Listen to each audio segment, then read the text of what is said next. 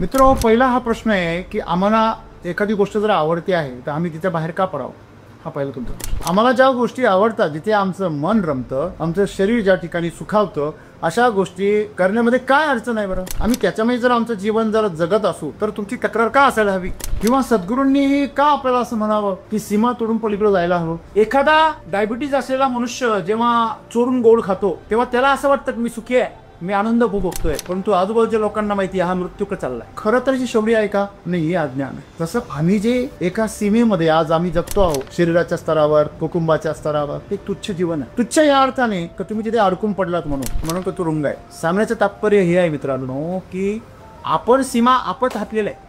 शरीराला असो, विचारांना असो, आपण सांगितले मला एवढंच जमेल, मी एवढंच करू शकतो. एखादा बी आहे, त्याला सीमा आहे. बी स्वतः कुठे जाऊ शकत नाही, पण जेव्हा त्याला माती मिळते त्याने ती सीमा ओलांडली पाहिजे. तर बीनी जर स्वतःची सीमा नाही ओलांडली तर बीचं झाड कधीच होणार. म्हणून जीवनाची जी सीमा तुम्हाला आवडून ठेवलेली आहे, तुम्हाला जे आवडते कम्फर्ट झोन, तो कम्फर्ट तुमच्यासाठी बुलबुलही आहे. त्यालाच माया असं म्हणते. आणि म्हणून सद्गुरू असं आपल्याला म्हणतात की तुम्हाला आवडणाऱ्या सीमांमध्ये वावरण्यापेक्षा त्या सीमांच्या पलीकडे जाणं जास्त. तुम्ही विचारलं की सीमा कशी ओलांडायची. तुम्ही जर काही लोक पाहिले जे प्रायव्हेट सेक्टरमध्ये काम करतात, कॉर्पोरेट सेक्टरमध्ये किंवा ज्या ठिकाणी टार्गेट टू बेस काम असतं, ती माणसं बघा असे एकदम शार्प झालेली आहेत. बुद्धीनी, कल्पनेनी, कन्व्हिन्सिंग पॉवरमध्ये, कम्युनिकेशनमध्ये, अप्रोचमध्ये, ॲटिट्यूडमध्ये. ते एथिकल नसतील, ते पैसा एथिकली कमवतही नसतील कदाचित. त्यांच्यामध्ये तो गुण, स्पिरिट, ते स्वतःची चेतना सतत जागृत ठेवतात. कशासाठी? लढण्यासाठी. हा गुण तुमच्यासाठी जर असेल तर तुम्ही सीमा ओलांडा. तुम्ही किती मोठे अधिकारी बनलात आणि किती मोठ्या बिझनेसमध्ये तुम्ही टर्नओव्हर घडवला किंवा तुम्ही किती मोठे जरी बनलात आणि तुमच्या आतमध्ये जर अज्ञान, अहंकार आणि आळस असेल तर तुम्ही सीमा कधीच ओलांडू शकत नाही. कारण अज्ञान, आळस आणि अहंकार ह्या सीमा ओलांडण्यासाठीचं कंपाऊंड आहे. म्हणून आपलं जे कम्फर्टेबल जीवन आहे, जे आपल्याला आवडतं, ते जीवन खऱ्या अर्थाने आपल्या अज्ञानातून निर्माण झालेलं आहे, आपल्या आळसातून निर्माण झालेलं आहे, आपल्या अहंकारातून निर्माण झालेलं आहे. कारण अहंकार काय करतो? तुमच्या आळसाचं समर्थन करतो. तुमच्या अज्ञानाचं काय करतो? संरक्षण करतो. म्हणजे जीवनामध्ये आम्हाला जे कम्फर्टची सवय लागली ना, तो एक प्रकारे आमचं काय सगळ्यात मोठं तमस्सू, जडू. आणि म्हणून सद्गुरू आम्हाला सांगतात जीवनाच्या सीमा ज्या आहे. सीमा कशाला म्हणतात? जिथे जाऊन आमचा जीव कासावीस होतो, जिथे जाऊन आमचं मन असं चंचल होतं, मरतो की काय असं वाटतं, ह्या सीमा आहे. तिथे जाऊन तुम्ही कासावीस होतो, शरीर कासावीस होतं, दम तोडतं, त्याला वाटतं आता मी कोसळेल. या मर्यादा तुम्हाला जेव्हा असा वाटता त्यावेळेस टिकून राहायचं, संकल्पवान बनायचं, ऊर्जावान बनायचं आणि थोडीशी सीमा ओलांडायची. आपण जर सीमा नाही ओलांडली तर मग समोरचा देश सीमा ओलांडतो, मग POK तयार होतो. पाक व्याप्त काश्मीर. काश्मीर आपला आहे पण तो कोणी व्याप्त केला? पाकने. तसं जीवन तुमचं आहे, त्याच्यावर कुरघोडी मात्र परिस्थिती करते, त्याच्यावर कुरघोडी कुठेतरी दुसरी ज्या लोक करतात आणि तुमचं जीवन एक मजबुरी बनून जातं. आणि म्हणून जीवनामध्ये आपण सर्वांनी सतत विकसित होत राहिलं पाहिजे, विकसित. आणि आपल्या ज्या सहनशीलतेच्या, प्रयत्नांच्या, शक्तीच्या ज्या मर्यादा आहे त्या आम्ही ओलांडल्या पाहिजे आणि त्याच्याच पलीकडे खऱ्या अर्थाने जीवन.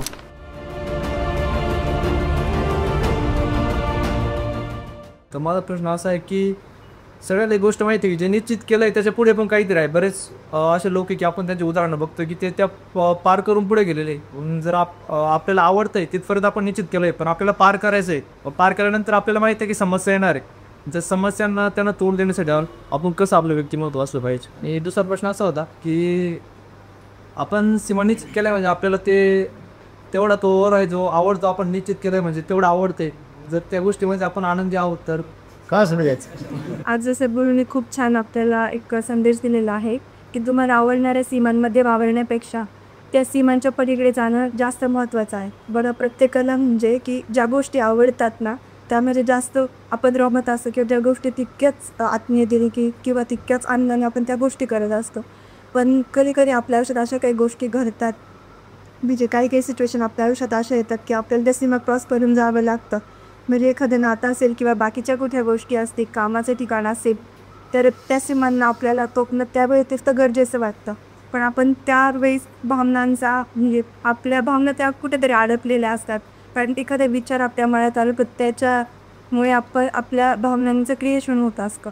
तर ते कसं थांबवायचं आणि आपल्या ज्या गोष्टी मिळवायच्या आहेत मग त्या आपण सीमा त्याच्या कशा तोडल्या पाहिजे. भले की आपल्या वैयक्तिक जीवनाविषयी असू दे किंवा येणाऱ्या कामाच्या ठिकाणी असू दे. ते आपल्याला जे कम्फर्ट असतं, जे आरामदायक असतं, आपण त्याच गोष्टी करतो आणि त्यामध्येच राहतो. परंतु आपल्याला हे माहिती आहे की त्याच्या पलीकडे जर जायचं असेल तर ज्या गोष्टी आपल्याला आवडत नाही, जसं तुम्ही नेहमी सांगता की ज्या आवडत नाही मग त्या करायच्या, मग त्याच्या पलीकडे आपण जाऊ शकतोय, पण त्याच्यासाठी आपलं आवडत नाही पण गरजेचं गरजेचं आहे. हे फार महत्त्वाचं. हां, तर त्या केल्या पाहिजे, पण त्याच्यासाठी आपलं शरीर आणि मन आपल्याला नेहमी अडवतं. म्हणजे आपली किती इच्छा झाली तर कुठेतरी त्या गोष्टीचा आपल्याला अडथळा निर्माण होतो. हां, मग ह्याच गोष्टी पार करून कसं पुढे जायचं कर. माझा प्रश्न असा आहे की आज आपण आवडणाऱ्या सीमापर्यंत पोहोचलोय, म्हणजे ते आवडणाऱ्या सीमा क्रॉस केले, पण न आवडणाऱ्या सीमापर्यंत कसं पोहोचलं पाहिजे? मित्र, ज्या अर्थी खूप सारे प्रश्न आले त्या अर्थी खूप जिव्हाळ्याचा प्रश्न आहे आजचा. इच्छा आहे पण मार्ग सापडत नाही. असं म्हणतात की इच्छा असेल तर मार्ग सापडतो. मग इथं असं का होतं की इच्छा असूनही मार्ग सापडतो? मित्र, पहिला हा प्रश्न आहे की आम्हाला एखादी गोष्ट जर आवडती आहे तर आम्ही तिच्या बाहेर का पडावं, हा पहिला तुमचा प्रश्न. आम्हाला ज्या गोष्टी आवडतात, जिथे आमचं मन रमतं, आमचं शरीर ज्या ठिकाणी सुखावतं, अशा गोष्टी करण्यामध्ये काय अडचण आहे बरं? आम्ही त्याच्यामध्ये जर आमचं जीवन जर जगत असू तर तुमची तक्रार का असायला हवी? बरोबर आहे. मला माझं जीवन आवडतंय तर मग दुसऱ्याने माझ्याबद्दल तक्रार का करा? किंवा सद्गुरूंनी का आपल्याला असं म्हणावं की सीमा तोडून पलीकडे जायला हवं? का असं ते म्हणतात? त्यांना असं काय सापडलेलं आहे की जे त्यांना असं वाटतंय की आपण जे करतो आहोत ते पुरेसं नाही आहे? चुकीचा हा मुद्दा नाही आहे, पुरेसं नाही. तुम्हाला गंमत सांगतो मी. त्यासाठी तुम्हाला एक प्रयोग करावा लागेल. तुम्हाला तुमच्या मर्जीने आणि तुमच्या जबाबदारीवर. मी दिवस दारू पिल्यानंतर एवढं कम्फर्ट वाटतं, त्याची थोडीशी झलक आपल्याला कधी कधी छोटे छोटे अंमली पदार्थ, उदाहरणार्थ चहा आहे, हा छोटासा अंमली पदार्थ आहे. कॉफी आहे, मग काही ना दुपारी कॉफी प्यायचं. कॉफी पिलं का जरा रिलॅक्स, कारण त्याच्यामध्ये असलेलं कॅफेन, किंवा चहात पिलं की त्याच्यामध्ये असलेलं टॅनिन, हे जे काही त्याच्यामध्ये असलेलं जे उत्तेजक आहे ते उत्तेजक आमच्या मेंदूला ट्रिगर करतं आणि काल्पनिक सुख निर्माण करतं. तर उच्च स्तरावर गेला तर तुम्ही ते दारूच्या संदर्भामध्ये असेल किंवा बाकी ब्राऊन शुगर, कोकेन वगैरे बाकी सगळे जे नशिली पदार्थ असतात, हे काय करतात बरं? हे तुम्हाला सुख असल्याचं भासवतात. तुम्ही सुखी असता की नाही हा नंतरचा प्रश्न. कसं? उदाहरणार्थ एखादं डुक्कर आहे, ते गटारामध्ये पडलेलं आहे, तुम्हाला काय वाटतं त्यासाठी तो स्वर्ग आहे? तुम्ही कधी डुकराच्या बाजूने विचार केला का? त्याला विचारा बरं अंतःकरणा जम त्याच्या, ते स्कॅनिंग करा, ते काय म्हणतं? माझ्यासाठी काय आहे? काय स्वर्ग आहे. जेव्हा उन्हाळ्यामध्ये माशा जास्त होतात तेव्हा सगळे जंगली प्राणी, हत्ती असेल किंवा इतर प्राणी असेल, अगदी आपल्या ज्या गावाकडच्या म्हशी पण असतात, त्या पाण्यामध्ये जाऊन डुंबतात आणि गाळामध्ये स्वतःला सिगीर भरून येतं. त्यांना त्या गाळामध्ये स्वतःला असं पूर्णपणे भरून घेणं की त्यांना काय वाटतं? आनंदी वाटतं. तसा एखादा दारू पिलेला मनुष्य कुठेतरी गटरा फिरलेला असतो, तर त्यासाठी तो स्वर्ग असतो. He is in heaven according to his imagination, according to his feeling. पण जेव्हा उतरते तेव्हा त्याला कळतं आपण नरकात आहोत. पण त्याला जरी कळत नसेल तर बाकीच्या शुद्धीवर असलेल्या लोकांना कळतं की हा नरकात, डुक्कर घाणीमध्ये. अशीच काहीशी अवस्था आमची सुखामध्ये, अशीच काहीशी अवस्था आमच्या कम्फर्टमध्ये. एखादा डायबिटीज असलेला मनुष्य जेव्हा चोरून गोड खातो तेव्हा त्याला असं वाटतं की मी सुखी आहे, मी आनंद उपभोगतोय. परंतु आजूबाजूच्या लोकांना माहिती आहे हा मृत्यूकडे चाललाय. सकाळी आम्ही एक टार्गेट मुलांची गँग बघितली. कोण सिगरेट ओढत होता, तो कोण गुटखा करत होता, कोण असं वाकड तिकड तोंड करून इकडे तिकडे आरडाओरडा करत होता आणि मोटरसायकलवर चालले होते. काही श्रीमंत घरांची दिसत होती, काही झोपडपट्टी दिसत होती. संगत झोपडपट्टीवाल्याबरोबर केल्यावर काम. तर त्या मुलांना असं वाटतंय की आम्ही फार डॉमिनंट आहोत, आम्ही असली तरुण आहोत, आम्ही सगळ्यांना डॉमिनेट करतोय, आम्ही खऱ्या अर्थाने तारुण्याचा काय घेतोय? आनंद घेतोय. पण त्यांना हे माहिती नाही आहे ते मृत्यूला जवळ करतात, हे मृत्यूच्या दिशेने चाललेले. एक प्रकारे ती गटारातली किडी आहे की त्यांना कळत नाही, हे समाजावर कळत. असेच लोक गुन्हेगार. मग त्यांची मौज बघून बाकीच्या तरुणांना कळतं. जेव्हा एखादा सिगरेट ओढतो एखादा तरुण कॉलेजमध्ये आणि असा बाबा तो वगैरे राहतो, तेव्हा बाकीच्या सामान्य तरुणांना तो हिरोवा, कारण जे धाडस त्यांच्यामध्ये नाही आहे तो धाडस ते करून तो सहज कुठल्या तरी मुलीला पण छेडतो, सहज एखाद्या प्राध्यापकाला उलटून बोल. आम्हाला ते काय वाटतं? शौर्य वाट. खरं तर जी शौर्य आहे का? नाही, हे अज्ञान आहे. तसं आम्ही जे एका सीमेमध्ये आज आम्ही जगतो आहोत, शरीराच्या स्तरावर, कुटुंबाच्या स्तरावर, एक तुच्छ जीवन आहे. तुच्छ या अर्थाने का तुम्ही तिथे अडकून पडलात म्हणून तो तुरुंग आहे.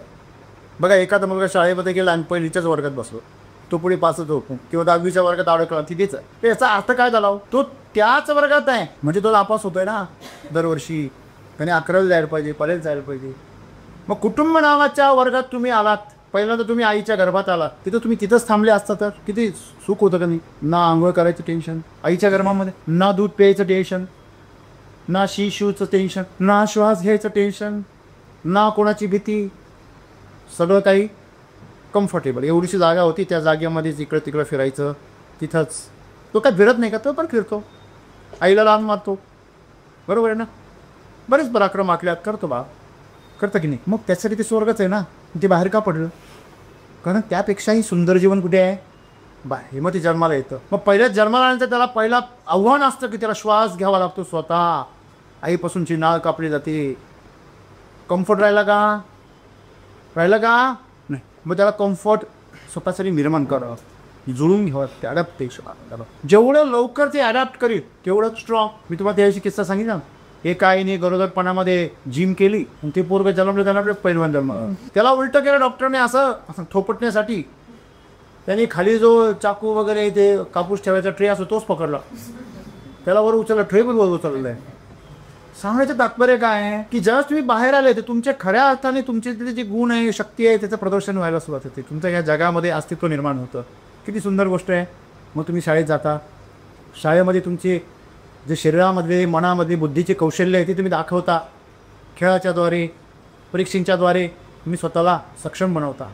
जेव्हा तुम्ही सक्षम बनता, स्वतःच्या पायावर चालायला लागता, तेव्हा किती आनंद होतो. कळत नाही तेव्हा, अबोध वय असतं तरी पण आनंद होतो. जेव्हा गोड पदार्थ खायला मिळतो, एखादा स्वादिष्ट पदार्थ, तेव्हा किती आनंद होतो. एखादं संगीत ऐकायला मिळतं, त्याच्यावर ताल धरायला मिळतो, तेव्हा किती आनंद होतो. म्हणजे लहानपणा देखील आपण खूप सारा आनंद भोगतो. पण तो आनंद भोगण्याची संधी कधी मिळाली? आम्ही एक सीमा ओलांडली, गर्भाची सीमा ओलांडली, घराची दहेलीज ओलांडली. पहिली आईची दहेलीज ओलांडली, मग घराची दहेलीज. आपण जर घरामध्ये जर राहिलात आणि घराच्या बाहेरच नाही गेलात तुम्ही, तर तुम्हाला असं कोंडल्यासारखं. तसं गर्भात तुम्ही कोंडले होतात नाही, तर 9 महिन्याच्या पुढे गेले की उलटी गिनती सुरू होते गर्भामध्ये. तसं घरामध्ये सुद्धा एका विशिष्ट मर्यादेनंतर तुमची उलटी गिनती सुरू होते. मग जिथे कुठे तुम्ही कम्फर्ट आहात, एकदा घराच्या बाहेर पडले की तुम्हाला तुमचं गल्ली आहे, तुमचे मित्रपरिवार आहे, शेजारी पाजारी आहे, त्यांचा संपर्क येतो. मग बालवाडीपर्यंत, मग शाळा. मग शाळा ज्यावेळेस तुम्ही मराठी शाळा शिकता, हायस्कूल शिकता, तेव्हा तुम्हाला गावाच्या बाहेर पडावं की आपण तुम्ही लागता. तुम्ही एक एक सीमा काय करता? बोला. नात्यांमध्ये सुद्धा तुम्ही एक एक सीमा काय करता? ओलांडता. ज्याने सर्व सीमा ओलांडल्या तो विकसित झाला, की जो सीमेच्या आतमध्ये तो विकसित झाला, ज्याने त्यावेळी त्या सीमा काय केल्या? ओलांडल्या. मग एका विशिष्ट लेवलला गेल्यानंतर आम्ही स्वतःला एक सीमा घातली. तुम्ही जर म्हटलात की मला हे हायस्कूल फार आवडलंय, मी हायस्कूल कधीच सोडू शकत नाही. तू नाही सोडणार नाही, पण ते हायस्कूल तुला काढून दिले असं. म्हणजे तुम्हाला ते जे तुमचं क्षेत्र आहे, त्या क्षेत्रामध्ये तुमची एक विशिष्ट कालावधी आहे. त्या कालावधीत तुम्हाला काय करणं? एक परिपक्व होणे. तुम्ही परिपक्व नाही झालात, ती सिस्टीम तुम्हाला फेकून दे. एखाद्या झाडावरती फळं तयार झालेली, एखादं फळ जर कमकुवत राहिलं तर जो बागवान असतो त्या फळाला तोडतो आणि काय करतो? खतामध्ये टाकून देतो. चला रिसायकल नाही, तू काही कामाचं नाही, चल खत हो. परत पुनरपी जनन, पुनरपी मरण. परत त्याचं खत होणार, परत ते झाडामध्ये येणार, परत झाडात त्याचं फळ बनणार, आणि परत जर चांगलं नाही बनलं तर परत खतात जाणार. म्हणजे असंच आमचं जीवन आहे. आणि म्हणून या सायकलमधून, चक्रव्यूहामधून तुम्हाला जर बाहेर पडायचं असेल तर तुम्हाला विशाल वटवृक्ष नंतर करायचं, सीमा ओलांडून करायचं. मग सीमा ज्या आहेत त्या आम्ही स्वतः घातल्या. शरीराच्या सीमा, मी हेच करू शकतो, मी तेच करू शकतो, माझी एवढी क्षमता आहे, माझी तेवढी क्षमता आहे, हे सांगितलं कोणी तुमच्या शरीराला कोणी सांगितलं? मनाची, बुद्धीची पण एक सीमा आहे. ज्यावेळेस अहमदाबादमध्ये ॲक्सिडेंट झाला, ज्यावेळेस ते एरोप्लेन ज्यावेळेस पोचवलं त्या बिल्डिंगवरती, 5व्या मजल्यावर एक मुलगी राहत, दुपारच्या वेळी ती आराम करत होती, झोपलेली होती. आणि त्यावेळेस ती विमान पोचलं. नागपूरची मुलगी होती. ज्या क्षणी आवाज झाला ती त्या क्षणी उठली. उठल्याबरोबर सगळीकडे नुसता धूर होता. तिला थोडंसं भाजलं होतं आणि काही श्वास कोंडला होता. तिच्यासमोर काहीच बरं नव्हतं. बाहेरून आपल्याला दिसतं किती भयंकर काळा धूर. त्या धुराच्या लोटामध्ये तिला काहीच उंची. तिने ब्लँकेट घेतलं, असं गुंडाळलं, तेच तिच्यासाठी संरक्षण. तिनं असं तसं करत करत करत करत बघा धूर केवढा होता, तर जे कंपाऊंड वॉल होतं त्याला सुद्धा त्या धुराने काय केलं होतं? असं वेढलं, पूर्णपणे पॅक केलं होतं. म्हणजे काहीच कळत नाही. ती रोजची तिची सवय होती म्हणून तिने बरोबर चाचपडत जिना सापडला. जिन्याने उतरत खाली आली आणि कसं करून बिल्डिंगच्या बाहेर पडली. बाहेर पडल्यानंतर आजूबाजूला कंपाऊंड आहे, त्याच्यावरती तारेचं कुंपण आहे. तिने आयुष्यात कधी विचार केला नसेल का या कंपाऊंडवरून मी कधी उडी मारे, मी मुलगी आहे, हा विचार तुझ्या डोक्यातून निघून गेला. फक्त मला जगायचं आहे. खाली आली आणि तिने कंपाऊंड सोडलं इकडनं तिकडनं. पण कंपाऊंडवर तिने उडी मारायला गेली. कशी चढली तारेला, त्या काटेच्या तारेला लागलं, तिला परत खाली पडली. असं 2-3 वेळा झालं. शेवटच्या प्रयत्नामध्ये की बरोबर कपडे फाटले, जखमा झाल्या, पण ती बरोबर ह्याच्यावरून काही उडी रिक्षा पकडली, मास्की मी वाचते. लक्षात ठेवा, तिने जर सीमाच ओलांडली नसती, मी मुलगी आहे, मी आता काय करू, आणि फक्त ती 3-4 मिनटं जरी त्या धुरात थांबली असती तरी पण तिची ऑक्सिजन लेवल काय झाली असती? कमी झाली असती, तिथं संपली असती. सांगण्याचं तात्पर्य हे आहे मित्रांनो की आपण सीमा आपत घातलेल्या आहे, शरीराला असो विचारांना असो. आपण सांगितले मला एवढंच जमेल, मी एवढंच करू शकतो. एखादा बी आहे, त्याला सीमा आहे, बी स्वतः कुठे जाऊ शकत नाही. पण जेव्हा त्याला माती मिळते त्याने ती सीमा ओलांडली पाहिजे. तर बीची बीनी जर स्वतःची सीमा नाही ओलांडली तर बीचं झाड कधीच होणार. रिस्क आहे, अंकुर बाहेर काढण्यामध्ये रिस्क आहे. का? जमीन समजून खडक लागला, मग खाली समजलं जमीन लागला खडक. काही काही बिया खडकाविषयी बताय पडतं छिद्र. तुम्ही जर जमिनीमध्ये एखाद्या बियाला उगवताना जर पाहिलं तर तिच्या वजनाच्या कितीतरी पट मातीचं ढेकूळ ती काय करते, उचलून वर नाही. किती ताकद तिच्यामध्ये येत असेल, कुठून येत असेल इथं की ताकद त्याला ऐकून मायभूमीकडून मिळतं, मातीकडून मिळतं. तर ती ताकद येण्यासाठी तिने पहिली मर्यादा ओलांडली, सीमा बी असण्याची. बरोबर, गर्भातून ती उठाली. जेव्हा ती बी गर्भातून बाहेर येते, जेव्हा असं सुंदर प्रकारे ती वृक्ष बनते, तेव्हा ती आकाशाला गवसणी घालते, पक्ष्यांचा आसरा बनते, प्राण्यांना फळ देते, फुल देते, सावली देते. तिने जर ती सीमा ओलांडली नसती तर ती सडून गेली असती, कुजून गेली असती, किंवा कोणाचा तरी आहार बनली असती आणि टॉयलेटच्या फ्लशमध्ये गेली असती. तुमचं जीवन हे अशाच प्रकारे जगण्यासाठी आहे का? म्हणून जीवनाची जी सीमा तुम्हाला आवडून ठेवलेली आहे, तुम्हाला जे आवडतं आहे कम्फर्ट झोन, तो कम्फर्ट तुमच्यासाठी बुलबुलही आहे. त्यालाच माया असं की आपल्या जे जीवनामध्ये आहे, आपण जे विचार करतो किंवा जे आपल्याला सुख देणारं वाटतं तीच माया आहे. आणि म्हणून सद्गुरू असं आपण म्हणतात की तुम्हाला आवडणाऱ्या सीमांमध्ये वावरण्यापेक्षा त्या सीमांच्या पलीकडे जाणं जास्त. मी शिक्षक होतो, माझी एक सीमा होती, मी ती सीमा काय केली ओलांडली. काय? सकाळी 9 ते संध्याकाळी 5 ही माझी सीमा होती. मी कामाच्या बाबतीमध्ये 9 ते 5 कधीच पाळलं नाही. मी कधी 7ला, कधी म्हणजे बरेच वर्ष मी 7ला शाळेवर जायचो. मी एकटाच आहे, माझ्या मग इतरांना खूप त्रास व्हायचा. 7ला जायचो, संध्याकाळी 7ला घरी यायचो. ध्यास माझा जिकडे मी गेलो तिकडे ध्यास असाच असायचा. मुलांना पण जेवढे मुलं माझ्या हाताखाली घडले ते सगळे मुलं चांगले शेतकरी बनले, चांगले एक कर्मचारी बनले, चांगले अधिकारी बनले. ते ज्या क्षेत्रामध्ये गेले चमकले. म्हणजे सांगण्याचं जे उद्देश आहे तो म्हणजे तुम्ही तुमच्या सीमामध्ये राहिला तर काही वाईट नाही आहे ना. शिक्षक म्हणून अख्खं जीवन काढणं काही वाईट नाही, चांगली नोकरी आहे. लहान मुलांसोबत तुम्हाला तुमचं जीवन जगायला मिळतं, किती सुंदर गोष्ट आहे. पण त्याहीपेक्षा मी असा विचार केला की मी 40 मुलांचं जीवन घडू शकतो आयुष्यामध्ये. 40 मुलं मी समजा 30 वर्षामध्ये 3 बॅच मी काढल्या असतात, 10 बॅच काढल्या असतात, 400 मुलांचं कल्याण करत असते. पण आज लाखो शेतकऱ्यांचं कल्याण होते हे ते जाणं असतं ना. आणि 400 लोकांचं तर कुटुंब चालतंय, 1000 लोकांचं. सर्वात महत्त्वाची गोष्टीमध्ये ह्या शेतकऱ्यांना आज एक नवीन दिशा मिळाली, एक आशेचा किरण मिळाला की शेतीमध्ये यश आहे, शेतीमध्ये अमृत आहे. नुसतं विष नाही, रावण नाही तर राम पण आहे. म्हणजे अन्न फक्त विष बनलं होतं, ते अन्न आता औषध बनू शकलं. त्यासाठी आपण निमित्त ठरलो, ही किती मोठी गोष्ट आहे. यासाठी आपण आपल्या सीमा ओलांडल्या. शरीराच्या बाबतीत तुम्ही म्हणाल तर मी नेहमी प्रयोग करत असतो. माझी क्षमता माझ्या वयाच्या नुसार किती आहे आणि किती आहे माझ्या समवयस्क लोकांची, ती क्षमता ओलांडण्याचा मी प्रयत्न. आणि मला वाटतंय मी माझ्यासोबत खूप जण थकताना पाहिजे. म्हणजे माझ्या परिवारात जन्माला आलेली पुढची पिढी मी थकताना पाहिजे, त्यांचे कस लागताना मी पाहिजे. शरीराच्या स्तरावर, कार्यक्षमतेच्या स्तरावर, बुद्धीच्या स्तरावर, भावनांच्या स्तरावर, प्रत्येक स्तरावरती जे संयम आणि जी स्थिरता असायला हवी त्या बाबतीमध्ये ह्या ज्या सीमा आहे त्या ओलांडणं फार गरजेचं. म्हणजे तुमच्या भीतीची सीमा असेल, तुम्ही एवढीच भीती सहन करू शकता, नाही तर बेशुद्ध हो. तुम्ही एवढ्याच वेदना सहन करू शकता, नाहीतर जीव जायला होईल तुमचा. तुम्ही हेच काम ह्याच मर्यादेपर्यंत करू शकता, त्याच्या पुढे जाऊ शकत नाही. मी नेहमी जी मर्यादा आहे त्याची एक क्षमता आहे आपली, ती क्षमता ओलांडण्याचा नेहमी प्रयत्न करा. त्याच्यामुळे कदाचित तुम्ही जेवढे प्रयोग स्वतःच्या बाबतीत केले तेवढे प्रयोग कदाचित तुम्ही करा. तुम्ही विचारलं की सीमा कशी ओलांडायची, त्या मुलीने सीमा कशी ओलांडली, कारण तिला जीवन वाचवण्याचे चॅलेंज होतं तिच्या. आमच्या बाबतीमध्ये तशी वेळ येत नाही, म्हणून आमच्या जीवनात विकास होतो. म्हणून नेहमी जीवनामध्ये माणसाने संकट मागावे, चॅलेंज मागा, आव्हानं मागा. जी माणसं आव्हानांना पळपुटेपणाने पळून जातात आव्हानांपासून, ती माणसं जीवनामध्ये विकसित नाही. तुम्ही हमालांची बॉडी बघा कशी असतात का, कारण ते काम चुकारपणा करूच शकत नाही. त्यांना जेवढं ओझं उचलायचे तेव्हा ते ओझं उचलावंच लागतं, त्याला पर्याय नाही. आणि काम चुकायला ठरवतो तो आजारी पडतो घरी जा. हे IT मधल्या मुलांचं एवढी बुद्धी का चालते, एवढी तीक्ष्ण बुद्धी का चालते, कारण त्यांना सतत स्पर्धा आहे. हो, रॅट रेस आहे, थांबला तो संपला. IT मध्ये बघा, IT मध्ये सतत 24 तास तुम्ही असे टांगणीला असता, एक टार्गेट आहे पूर्णच करायचे.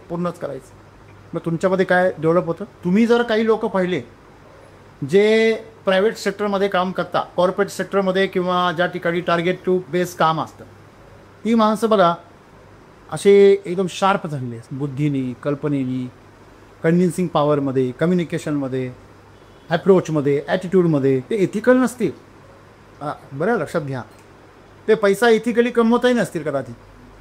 त्यांना फक्त उद्देश एकच आहे, मारो ईश्वर पैसा, बस हेच त्यांचं जीवन आहे. त्यांना जीवनामध्ये समाधानही नसेल. संध्याकाळी ते मस्तपैकी 2 पेग मारून मटण खाऊन झोपत असतील. भाग तो नाही आहे. भाग काय आहे, त्यांच्यामध्ये तो गुण, स्पिरिट, ते स्वतःची चेतना सतत जागृत ठेवतात. कशासाठी?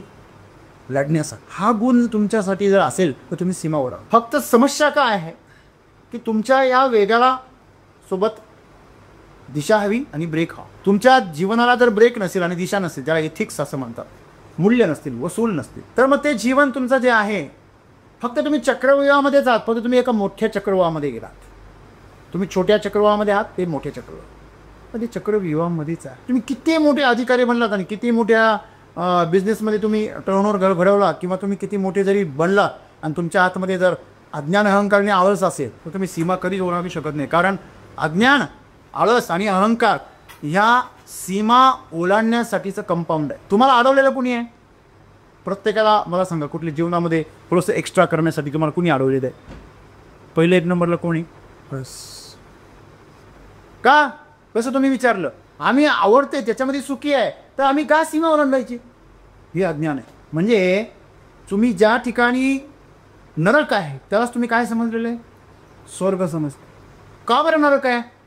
ज्यांना तुम्ही आपलं आपलं आपलं म्हणताय त्यांची असली चेहरा तुम्हाला माहिती नाही आहे. बघा, गावामध्ये आपण एकमेकाच्या कार्यक्रमाला जातो. तुम्ही ज्यावेळेस एखादा समारंभ आयोजित करता, तेव्हा तुम्ही जेवढ्या पत्रिका वाटता किंवा जेवढ्या लोकांना तुम्ही आमंत्रित करता, खरंच का हो, हे 2000, 1500 किंवा 1000 लोक असतात, ते तुमचे प्रेमाचे आहेत?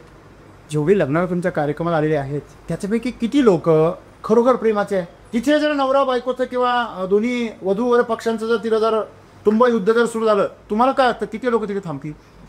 बरेच जण लांबून व्हिडिओ काढतील, तमाशा बघतील. लग्नाला जे आले तुम्ही आमंत्रण देऊन बोलवले, तेच तुमचं शूटिंग काढतील आणि सगळ्या समाजात पसरतील. हे खरं आहे का खोटं आहे? वरून कमेंट्स पण करतील खालून.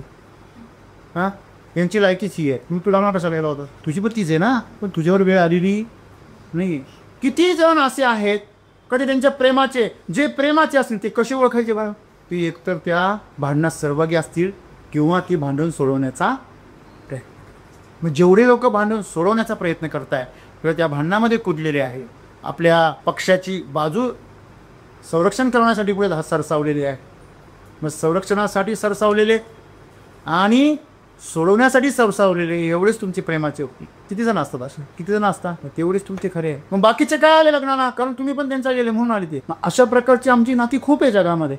हिची काही किंमत नाही, शून्य किंमत. आम्ही हे सगळं असं गबाळ गोळा केलेलं आहे सगळं, आणि त्या गबाळाला आम्ही समजले आमचा संसार आहे. आम्ही सत्यता आम्हाला पण समजून घ्यायचं नाही आहे, कारण आम्ही त्या परीक्षेपर्यंत कधी जातच नाही. आम्ही घरातल्यांना विरोध का करत नाही आहे? कारण आम्ही जे एक प्रकारचं एक चित्र तयार केलेलं आहे की त्यांचं माझ्यावर प्रेम आहे, माझं त्यांच्यावर प्रेम आहे. हा जो तुम्ही एक प्रकारचा भ्रमाचा भोपळा तयार केलाय ना, तो तुम्हाला फुटायची भीती वाटते. तुम्ही आजूबाजूला पाहिलं की घरगुती कौटुंबिक नात्यांमध्ये किती मोठा कल आहे, किती मोठा संघर्ष आहे, एकमेकाच्या जीवावर विरुद्ध उठलेले, ते सगळं तुम्ही पाहिलेलं आहे. तुम्हाला भीती आहे की तसं आपल्या घरात पण घडू नाही, आणि आपली इज्जत, सो कॉल जी इज्जत आहे तुमची, ती सो कॉल इज्जत आपल्याला काय करायची आहे?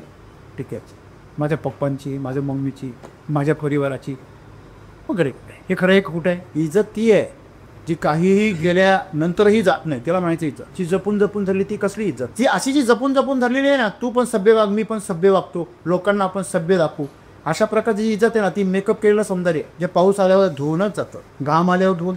म्हणून आपलं जे कम्फर्टेबल जीवन आहे, जे आपल्याला आवडतं, ते जीवन खऱ्या अर्थाने आपल्या अज्ञानातून निर्माण झालेलं आहे, आपल्या आळसातून निर्माण झालेलं आहे, आपल्या अहंकारातून निर्माण झालेलं आहे. कारण अहंकार काय करतो? तुमच्या आळसाचं समर्थन करतो, तुमच्या अज्ञानाचं काय करतो? संरक्षण करतो. बघा, आळशी माणूस फार कारणं सांगतो. आळशी माणूस नेहमी कुठलंही काम न करण्याची कारणं सांगेल तुम्हाला, भरपूर कारणं सांग. अज्ञान माणूस स्वतःच्या अज्ञानाचं समर्थन करण्यासाठी भरपूर उदाहरणं देईल. शेजारच्या मुलाच्या वडिलांनी जर मोटरसायकल घेतली ना त्याच्या मुलाला, आणि त्याचा जर ॲक्सिडेंट झाला, बास भागलंच याचं. जो आळशी आहे, नाकर्ता आहे ना बाप, तोच म्हणजे बघ याच्यामुळेच मी मोटरसायकल घेत नाही तुला, पण तुझी लायकी नाही घ्यायची, हे का नाही सांगत पोरात? जे धमक नाही तेवढे कष्ट करण्याची. पण तो जो आळशी बाप आहे, तो शेजारच्या बापाला नाव ठेवतो आपल्या मुलासमोर, का बघ मी तुला ह्याच्यामुळे मोटरसायकल घेऊन देत नाही, बघ बरं त्याचा ॲक्सिडेंट झाला, तंगडं मोडलं की म्हणजे हजारो लोक जे मोठे झाले आता सगळ्यांचे तगडे मोडलेले असायचं व्याख्या आहे. जो दिवसा घरदारात खिडक्या बंद करून अंधार करून दाखवतो बघ किती अंधार आहे, अशा नकारात्मक लोकांसाठी आळस हे अज्ञान आहे, अहंकार हे प्रोटेक्शनचं साधन आहे. मग ज्या माणसाकडे अज्ञान आहे, काय अज्ञान आहे, ठेवले आणून ते तैशीचे राहावे. पुढं हा म्हणतो चित्ती असू द्यावे समाधान. मग त्याला आपण विचारायला हवं तू गर्भाशयातच का नाही राहायला आईचं? ते देवाला प्रार्थना करायची मला गर्भाशयातच ठेव, हे की बाहेर यायचं लोकाला ताप डोक्याला ताप. तू एक दगड बनूस कुठेतरी पसरायला हवं. म्हणजे कधीतरी तू दगड होतास, कधीतरी तू प्राणी होतास. मग ज्याप्रमाणे मत्स्यावतार पासून जे आता मानव अवतारापर्यंत जे ईश्वराचे जे 10 अवतार आहेत, दशावतार, हे दशावतार आम्हाला काय सांगताय? पहिला जीव हा पाण्यामध्ये तयार झाला आणि मग नंतर जमिनीवर आला. जमिनीवर तो रेंगला पहिला, नंतर काय झाला, पळायला लागला, नंतर 4 पायावर आला, नंतर 2 पायावर आला. मग अशा प्रकारे जीवनामध्ये हा एक एक अवतार आमचा का बदलत गेला? हा आजही मनुष्य 84 योनीपासून मनुष्यापर्यंत आपण आलो, तर हे विकसित होतच आलो, सीमा ओलांडत आलो. अजूनही 4 पायावर तुम्ही चालू शकत नाही का? हॅलो, जन्माला बाळ कसं? आजही सगळ्या लोकांच्या देवाऱ्यामध्ये आज सोन आहे. भगवान श्रीकृष्ण कसा आहे? चौरंगाच्या स्वरूपात आहे, 4 हात आणि पाय टेकलेला. मग त्या मर्यादेच्या पुढे आम्ही का जातो? का 2 पायावर उभा राहतो? आजही तुम्ही 4 पायावर असताना चालले तर कोण बोलणार आहे? उलट तुमचं शूटिंग काढतील, तुम्हाला पब्लिसिटी देतील. हॅलो, पण तुम्ही ती सीमा का ओलांड? म्हणजे जीवनामध्ये आम्हाला जे कम्फर्टची सवय लागली ना, तो एक प्रकारे आमचं काय सगळ्यात मोठं तमस्सू जडो, जी एका पशुमध्ये ठेवली आनंद ते तैसेचे राहावे. याचा अर्थ आम्ही वेगळा कसा घेतो? आमच्या सोयीप्रमाणे घ्या, आमच्या आकलेप्रमाणे. बरोबर आहे ना? कसा घेतो? ठेवले आनंद पे म्हणजे मी झोपलेलोच ठेवा. ठेवले आनंद याचा अर्थ असा होतो, ईश्वराने तुम्हाला जी परिस्थिती दिली, तुमच्या समोर जे आव्हानं दिली, त्या आव्हानांचा सामना तुम्हाला जिथं तू बाध्य केलंय. बघा, ईश्वर प्रत्येकामध्ये. प्रेमानंद महाराज सांगतात की पिंपळ हे भगवान श्रीकृष्णाचं रूप, आणि एक अर्धान माणूस वृंदावनामध्ये त्या पिंपळाच्या झाडावरती लघुशंका करत होता, आणि मला ते वाईट वाटलं, आणि म्हणून त्याला मी बोलायला गेलो की अरे तू हे काय पाप करतायस, तुला शोधायला हवं, तू काय करतोयस? त्या पिंपळामध्ये साक्षात ईश्वर आहे. तो माणूस वळाला आणि तो प्रेमानंद महाराजांना मात्र की महाराज तुम्ही तर अजून फारच अज्ञान आहात. तुम्ही मी अज्ञान कसं काय भाऊ? ते म्हणे तुम्हाला ह्या पिंपळामध्ये भगवान श्रीकृष्ण दिसतो, ईश्वर दिसतो, माझ्यात जिवंत असून नाही दिसत. तक्षणी हात जोडले प्रेमानंद. मग करा महाराज, सुरू झालं. मी फक्त त्या पिंपळामध्येच ईश्वर पाहत होतो, मी तुमच्यातला ईश्वर विसरून गेलं. ईश्वर सगळीकडलं, चराचरामध्ये सगळीकडे. मग तुम्हाला समोरून जे कोणी जे काही सांगतं ना, त्याच्यामधून ईश्वरच बोलतो, हे लक्षात ठेवा. म्हणजे लहान बाळ असेल, एखादं जनावर असेल, ते तुम्हाला काहीतरी सांगण्याचा प्रयत्न करू, आणि ते जर तुम्हाला कळायला लागलं तर ईश्वरच तुमच्याशी बोलतोय हेच तुम्हाला कळेल. आणि म्हणून जीवनामध्ये आज आम्हाला सद्गुरूंच्या रूपाने किंवा अजून कोणाच्या रूपाने जे काही आम्हाला सांगितलं जाते ते आम्ही स्वीकारलं पाहिजे. बरोबर आहे ना? होय की नाही? आणि म्हणून आपण जीवनामध्ये ठेवले आनंद ते तैसेच राहावे. अनंत जो आहे, हा अनंत परमेश्वर परमात्मा किंवा ही जी सृष्टी आहे, ही सृष्टी आम्हाला सतत काही ना काही निर्देशित करत असते. ते निर्देश आम्ही ओळखले पाहिजे आणि ते निर्देशाच्या मागं चाललं पाहिजे. मग तुम्हाला जीवनामध्ये चांगलं सांगणारे लोक पण भेटतील, चुकीचं सांगणारे पण भेटतील. त्यावेळेस तुमच्या आतली सत्सद विवेक बुद्धी काय पाहिजे? जागृत पाहिजे. आणि की सत्सद विवेक बुद्धी तुमच्यामध्ये अनुभवातून निर्माण होते, कोणाच तरी सांगण्यावरून तयार होत नाही. समजा तुम्ही एखाद्या चुकीच्या माणसा, तुम्ही म्हणाल मग चुकीच्या माणसामध्ये पण देवच असतो का? हो, त्याच्यामध्ये पण देवच असतो. मग त्याचं पण ऐकून पहा. तुमच्या आत पण परमेश्वर आहे ना, त्या परमेश्वराचं ऐकून ह्या परमेश्वराचं जर कल्याण होत असेल तर ते योग्य आहे, आणि जर त्याचं नुकसान होत असेल तर ते अयोग्य आहे. त्याच्यामध्ये जी शक्ती आहे ही राक्षसी स्वरूपामध्ये निर्माण. काल पण परमेश्वरच आहे, आणि जन्म देणारा पण परमेश्वर, आणि पोषण करणारा पण परमेश्वरच आहे. जन्म देणारा ब्रह्मा आहे, पोषण करणारा विष्णू आहे, आणि समाप्त करणारा कोण आहे? काल शिव आहे. ते तिघही ईश्वराचीच रूप आहे. 3 अवस्थांमध्ये 3 देव नाही आहेत. आणि म्हणून बऱ्या घरामध्ये जर चूक झाली तर कानामागं ओढणारा पण बापच आहे, जन्माला देणारा पण बापच आहे, खाऊ पिऊ घालणारा लाड करणारा पण बापच आहे, आणि शेवटी आपल्याला घरातून विदा करणारा पण एखादा मुलगा आहे. त्याला काय करतो मी? खरं माझ्या जीवनामध्ये वडिलांचं एक स्थान हे फार महत्त्वाचं. त्यांनी मला कधीच थारा दिला नाही. शिक्षणाच्या बाबतीमध्ये मी जर इमोशनल झालो असेल, मला करमत नाही, मला घरची आठवण येते, मूर्ख आहेस म्हणे तू, काय पागल आहे, एकदम शून्य भावना, शून्य वागणूक त्याची. मी जर कॉलेजला गेलो असेल आणि कॉलेजवरून जर मला एखादं समजा मी सांगितलं की मला करमत नाही कॉलेजमध्ये, मला नाही शिकायचं, मला अशी लांब काठी काढायचं. काठी पाहिजे. मी म्हणायचो मी शेतामध्ये काम करेल, पूर्ण काम करेल, मला काही पण द्या कामं, मी सगळी कामं करेल, पण मला तिकडे पाठवणार. मला घरापासून लांब आवडत नाही. बघा मी कसा होतो माणूस. त्यांनी मला घरातून असं खंदून बाहेर काढलं अनेक वेळा. माझे येण्याचे मार्ग बंद केले. ते जर त्यांनी केलं नसतं तर मी आजही घर कोंबडा असतो. या घर कोंबड्याला त्याचे पिसं उखडण्याचं काम वडिलांनी केलं. ते शत्रू जरी वाटत असेल तरी पण ते माझे काय तारणहार हे कधी कळते मला, कधी कळतंय आज. म्हणजे तुम्ही कसं बघता त्यांच्याकडे हे याच्यावर अवलंबून आहे. नाही मला बापाचं प्रेमच नाही मिळालं, माझ्या डोक्यावरून कधी वडिलांनी हातच नाही फिरवला, त्यांचा मी कायम मारच खाल्ला असेल किंवा त्यांचे कायम बोललेच खाल्ले असतील, त्यांच्याकडनं कायम अपमानच सहन केला असेल. अरे लोक म्हणतात निंदकाचे घर असावे शेजारी. मी तर म्हणतो निंदकाचे घर असावे आपल्याच घरा. प्रगतीची उड्डाणं तुम्ही द्या, पण तुमच्या घरात तुम्हाला फार जपणारी माणसं असली ना, तुमचा भिगी बिल्ली झाली, तुमचा बोजा बोकावून ज्याच्याबरोबर येऊन उंदीर खेळतो, ह्याच्या वाटीमधला खांद्या उंदीर खातून तो बघतो. अरे अशा प्रकारचा बोका होणार. आणि म्हणून सत्तूर आम्हाला सांगा की जीवनाच्या सीमा ज्या आहे त्या सीमा कशाला म्हणतात, जिथे जाऊन आमचा जीव कासावीस होतो, जिथे जाऊन आमचं मन असं चंचल होतं, मरतो की काय असं वाटतं. ह्या सीमा आहे. सीमा ओळखायची कशी, ही सीमा आहे. तिथे तुम्ही कासावीस होतं, शरीर कासावीस होतं, दम तोडतं, त्याला वाटतं आता मी कोसळेत. ह्या सीमेपर्यंत आता मी उभा राहू शकत नाही, आता मी लढू शकत नाही, आता मी भूक सहन करू शकत नाही, आता मी उष्णता सहन करू शकत नाही. या मर्यादा तुम्हाला जेव्हा असा वाटता यावेळेस टिकून राहायचं, संकल्पवान बनायचं, ऊर्जावान बनायचं आणि थोडीशी सीमा ओलांडायची. आणि जर ही सीमा ओलांडली एकाला तो छंद तसा आज तुम्हाला सीमेच्या आत राहायचा छंद लागला, तसा सीमा ओलांडायचा तुम्हाला जर छंद लागला तर तुमचा विकास कोणी थांबवू शकत नाही. मग ती मनाची सीमा असेल, बुद्धीची. लोक IASची परीक्षा पहिल्याच अटेम्प्टमध्ये फार कमी लोक पास होतात, पण अनेक अटेम्प्ट करणारे तुम्हाला खूप जण भेटते. तर ती काय त्यांचं सीमा ओलांडण्याचा काय प्रयत्न. पहिले मी 8 तास अभ्यास करत होतो, आता मी 9 तास पहिले मी 300 पेजेस लिहितो, आता मी 1000 पेजेस लिहितो. सीमा आपण जर सीमा नाही ओलांडली तर मग समोरचा देश सीमा ओलांडतो, मग POK तयार होतो ना. पाक व्याप्त काश्मीर आपला आहे, पण तो कोणी व्याप्त केला, पाकने. तसं जीवन तुमचं आहे, त्याच्यावर कुरघोडी मात्र परिस्थिती करते, त्याच्यावर कुरघोडी कुठेतरी दुसरी ज्या लोक करतात आणि तुमचं जीवन एक मजबुरी बनून जातं. आणि म्हणून जीवनामध्ये आपण सर्वांनी सतत विकसित होत राहिलं पाहिजे, विकसित. आणि आपल्या ज्या सहनशीलतेच्या प्रयत्नांच्या शक्तीच्या ज्या मर्यादा आहे त्या आम्ही काही ओलांडल्या पाहिजे आणि त्याच्याच पलीकडे खऱ्या अर्थाने जीवन. धन्यवाद.